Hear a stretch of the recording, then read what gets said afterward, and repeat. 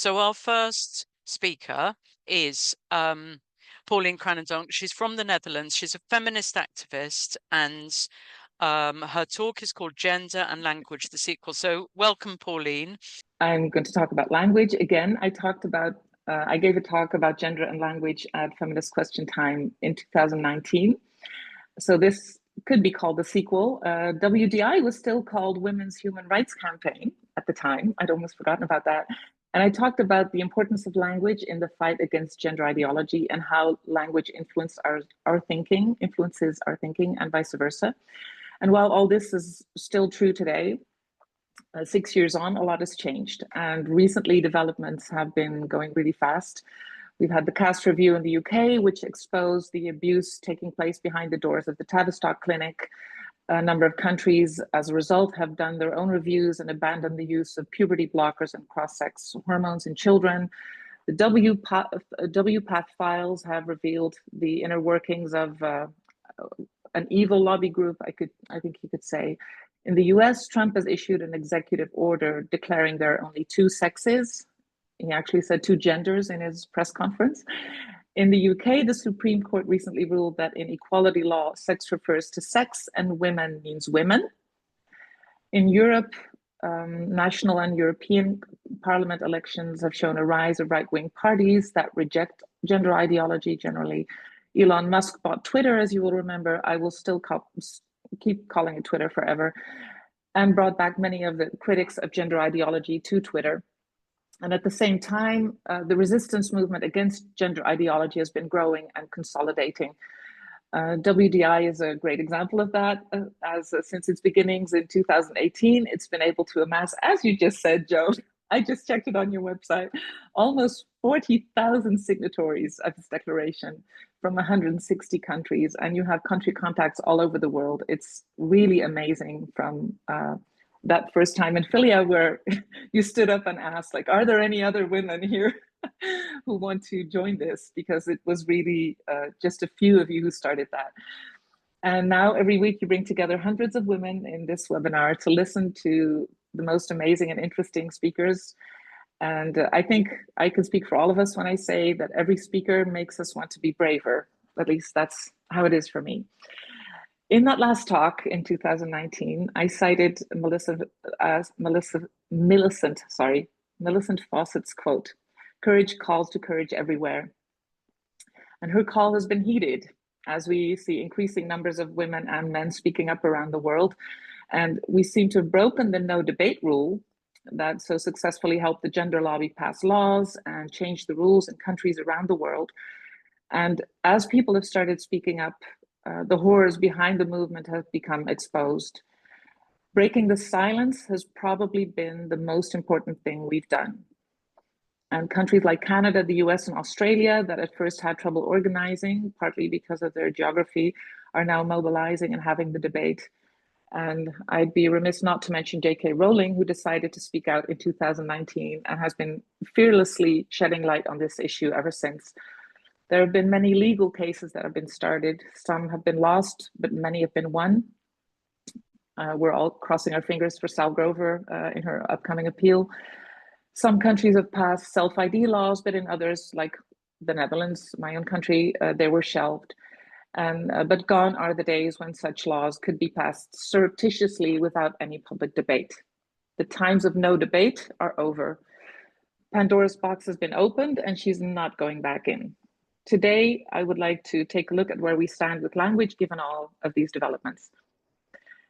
So how does the gender ideology lobby use language and why? There are several ways in which it uses language to push its agenda. So one of the ways is by appropriating the language of civil rights movements, including the women's rights movement, the Black civil rights movement in the United States, and the gay rights movement. You will see in this picture, for example, trans rights or human rights, which was taken from Hillary Clinton's statement in Beijing in '95, women's rights or human rights. You will see trans power, which refers to Black power. I like the one in the middle at the bottom, trans rights, or it actually says men's rights if you look at it like this, unintentionally. Defend LGBTQ plus communities, of course, refers to the gay rights movement. And then I don't know if it's very easy to see, but in the top middle, you see my body, my choice, which of course refers to being able to modify your body for young people. But it's of course stolen from the reproductive rights movement. So other examples are, for example, trans rights activism, framing this movement as a human rights movement, and also several terms that are taken from other human rights terminology like genocide, vulnerable group, discrimination, exclusion, the suffix phobia, as in transphobia, queer phobia, and other variations. Anti-trans groups, which of course WDI is a part of, anti-trans rights, which can be an article or any kind of source, can be anti-trans rights if it talks about women's rights. An anti-trans author, for example. You have the word hate, which is used to designate even saying the truth can be reframed as hate. There's the gay terminology of the gay rights movement, like coming out, first openly transgender person in such and such role, living freely, being yourself. Another way the gender ideology lobby uses language is by gaslighting. So telling people that they can't believe their own eyes, lying, asking other people to lie. So this can include describing rapists as women, declaring a man woman of the year, allowing men in sports and telling the women and the girls that these are women and that they need to compete against them, get undressed in the changing rooms, etc. An article from Huffington Post that was published in April, right after the UK Supreme Court ruling. And it talks about a sort of reverse feminism. And of course, it calls it anti-trans rhetoric. The cover of Vogue, this was on International Women's Day 2018. I dare you to spot the man in the picture.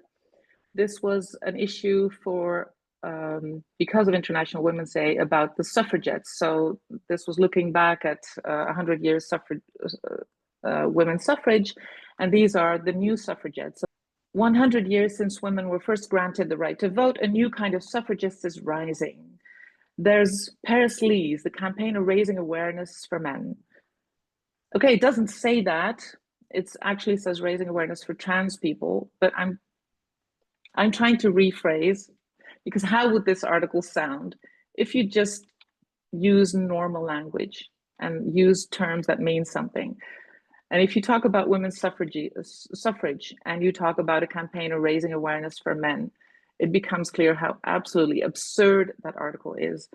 So here we have some more examples. Paris Lee's work to educate the world about the lived experience of men, including how it feels to be the subject of debates on what it means to be a woman. I understand older feminist wariness of men, but it's been misdirected on men. Yes, going back to what I was saying about the gaslighting. So the goal of the gaslighting and the lying and making people go along with the lie is to hide inconvenient truths from the public and to force people to get used to this strange new language, a newspeak, if you will, to force vulnerable groups to accept adult men in their spaces, and all of the other consequences that this has in real life.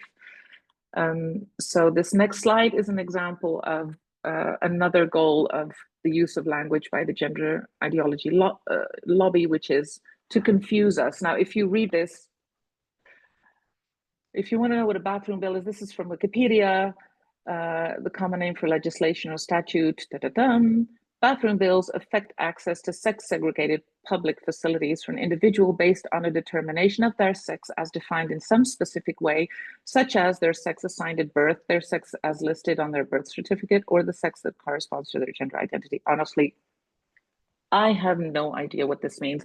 And I'm pretty used to reading this type of language, but it's just absolutely unclear.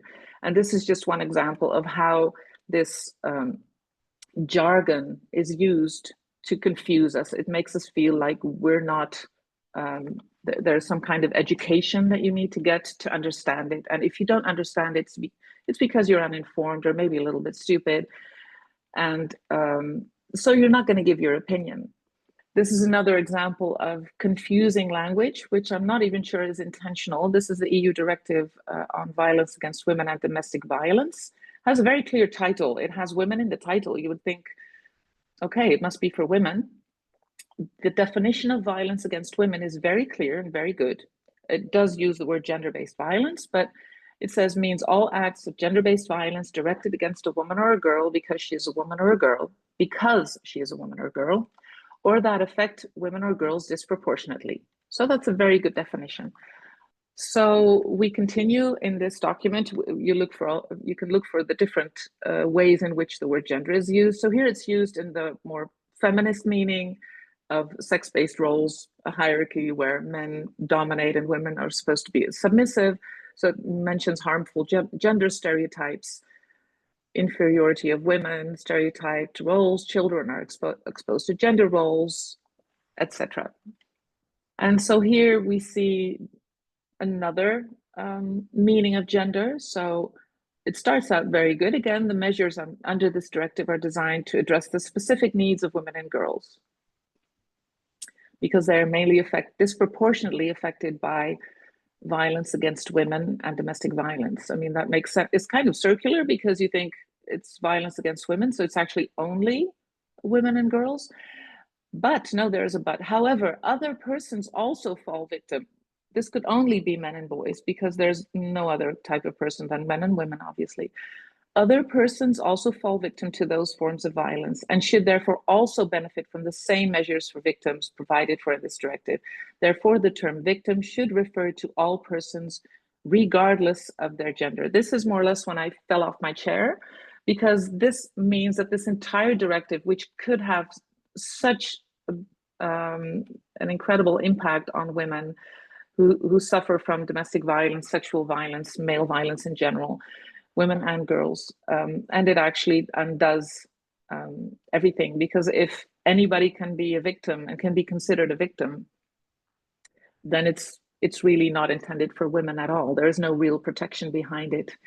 And I think this probably comes from a desire to be inclusive. It may have been well intended, but it really waters down entirely the impact of such an important directive. And this is where we see how important the language is in this type of legislation. So this is about specialist support services for victim support. So that could be rape victims, victims of domestic violence, so victims of male violence. And it says such support should be provided by a person of the same gender where requested or appropriate. Now, we've seen in the examples that I've given that the word gender has been used in different meanings. And it's absolutely unsure if this means, especially as they mentioned, persons of any gender, that could, persons of all genders, I think it was, that means that gender really doesn't mean sex. So it means that even though there is such a clause in the legislation that if a person says that they are female, they should be accepted by a rape victim, for example, as at a support service. Excuse me, I'm a student journalist. Would you mind answering a couple questions? Sure. Is that all right for Yeah. Can you just tell me a little bit about your organization and why you guys are out here today? So we're called Let Women Speak, and we meet monthly to exercise our right for free speech for women, specifically women. And what parts of free speech do you think is being infringed upon? All. Any free speech that's infringed upon is all parts of free speech. So you should. Do you mean what do I want to speak about that I can't? Yeah. So that might be that women don't have penises, that women deserve spaces away from men, that a man who calls himself a woman is not one, that you shouldn't transition children. So, how are trans women infringing on cis women's spaces? So men in women's spaces makes it no longer a women's space, so we don't have a right to a women's space if a man is allowed in it. Have you ever felt personally unsafe with a trans woman in your presence? Have I felt unsafe with men in my presence? Yes, 100%. Trans women? Yeah, men. So that would be free speech. If you say you're for free speech and you're... Yeah, I think this is such a fantastic example of how to use language. Kelly J. Keane really, she is extremely clever in what she does here. It seems a bit like a ping pong game when you listen to it. But what she does is very conscious. She not only uses normal language, calling men men, but when the interviewer tries to impose her language on Kelly J, she keeps responding consistently in normal language. And that's not as easy as it sounds, because we do tend to mirror other people's speech in conversations. So when people use certain words, we tend to use those same words, even if we wouldn't maybe normally use them. And it's quite difficult to move away from language that your conversational partner is trying to make you use, which is, of course, what's happening here. This interviewer knows very well what she's doing. She's trying to correct Kelly J's language, and she's not having it. And one particularly clever trick that Kelly J uses is to repeat the question using normal language. And I think that is just so brilliant. So she is asked, have you ever felt personally unsafe with a trans woman in your presence? And she repeats the question, have I felt unsafe with men in my presence? Yes. Trans women, says the woman. And she says, yeah, men. So she keeps correcting the interviewer, refusing to, because by answering the question, by saying yes or no, you're actually accepting the language the other person is using. And it's very clear that the question changes completely when she says, have I felt unsafe with men in my presence? Yes, I think any woman or girl would have to say yes to that question. Whereas it sounds completely different and quite innocuous when you say trans woman, and it actually sounds like it's like an opening to make you sound like a bigot. And so this is a very, very clever tactic.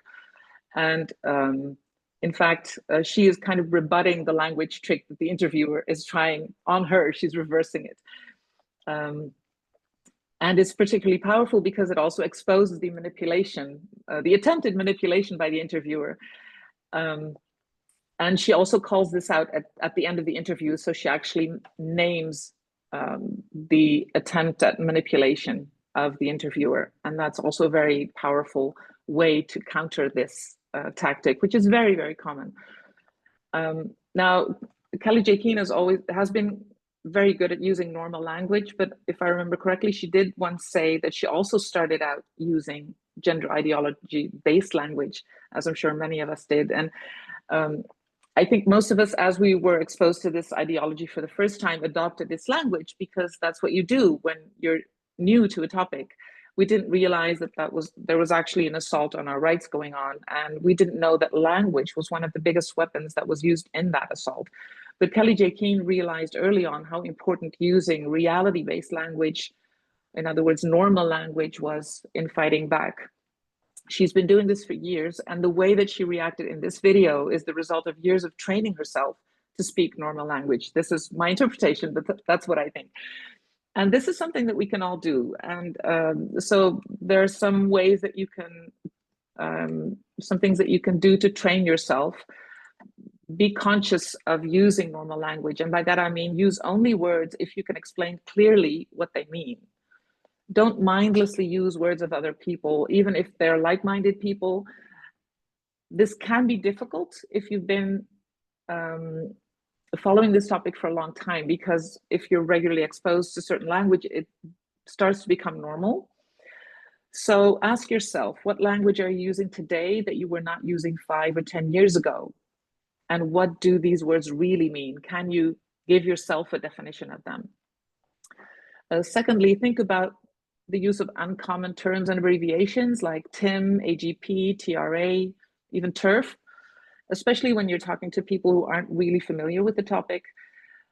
The gender lobby tells people who are in any way critical or questioning of gender ideology to educate themselves, as if it's a question, the question what a man and a woman are is a very complicated thing. And using unusual terms that people don't know very well makes it sound like you're part of an in crowd who knows something that they don't know. And your listener may be inclined to come away thinking, look, I don't know enough about this topic to have an opinion. I will just stay quiet about it. And so try to keep it simple. When people use gender ideology-based slurs, for example, don't get defensive. Don't start explaining if they call you, for example, far right or a neo-Nazi or a feminist or what, I don't know how you pronounce this, faux feminist. all of these words that are hurled at people who are critical, don't feel you need to explain. So you can, this is just a way to try and shut you up, to silence you. It's not intended for you to explain that, no, you're really not right wing or whatever. It's only intended to shut you up. So just keep talking, keep using normal language, and ignore those comments. And they can't hurt you unless they don't have any power over you, unless the person saying them has power over you. Then it's a different matter. You need to be more careful, but that's rarely the case. When people use gender ideology-based language, don't feel that you need to explain. Just keep using normal language. When you point out, for example, the problem with men coming into spaces where women get naked, and someone else reframes that as excluding trans women from the spaces they identify with, or we've all heard those kinds of wordings, don't explain why that is nonsensical. Don't explain why you use certain language. Just keep going. And linked to that, when people are rephrasing your words, use the broken record technique. For the people who don't know records, that's when the record doesn't continue and it keeps repeating the same thing. So just keep saying, stick to one message. Think about one key message or question. If you want to have a conversation that's important, for example, with HR or your union or somebody who takes decisions that matter, or like counselors or anyone that can take decisions that are important, fix that message in your head. Keep repeating that message using normal language. No matter what the other person says, just keep saying that one thing. It also means they will not be able to accuse you. If you don't use the word trans, for example, because you're talking about men, you're not talking about, lesbians, for example, who say they're men. You're talking about a specific group. They can't accuse you of anything if you haven't used those words, if you're talking about men. And if the other person reframes or rephrases that message, like translated back to normal language in your reply. So basically pull a KJK. And to end, I want to quote Mahatma Gandhi. I love this quote. First they ignore you, then they laugh at you, then they fight you, then you win. And I ended my talk in 2019 with the message, we will win this fight. And we're now 6 years on, and I think I can say we are finally winning this fight. The tide is truly turning, but we're not there yet. Not every country is at the same stage of resistance, and every time a battle is won, there is resistance. The war is not over yet. Language is still the main weapon for gender ideology proponents, and so there's never been a better time to start using this weapon to fight back. Gisèle Pelicot made the world realize that shame needs to change sides when it comes to sexual violence. Her saying those words after what she had been through has had a profound impact on other women who felt ashamed to speak about the sexual abuse committed against them. And in the fight against gender ideology, it's time for fear to change sides. Many of us have been rightfully scared to stand up and speak up for a long time. Scared of consequences like losing our friends, losing our jobs, being sued, and other very real fears. And I'm not saying those fears are no longer justified, but the situation is quite different than from the one 6 years ago. Criticism of gender ideology is spreading fast. We're no longer a silent majority. The gender ideology lobby is under a lot of pressure, including financially. They know their time is up. Many of them make a living off pushing this agenda. And so let's make fear change sides. Let's be braver. And hopefully I will report back in less than 6 years when we've won.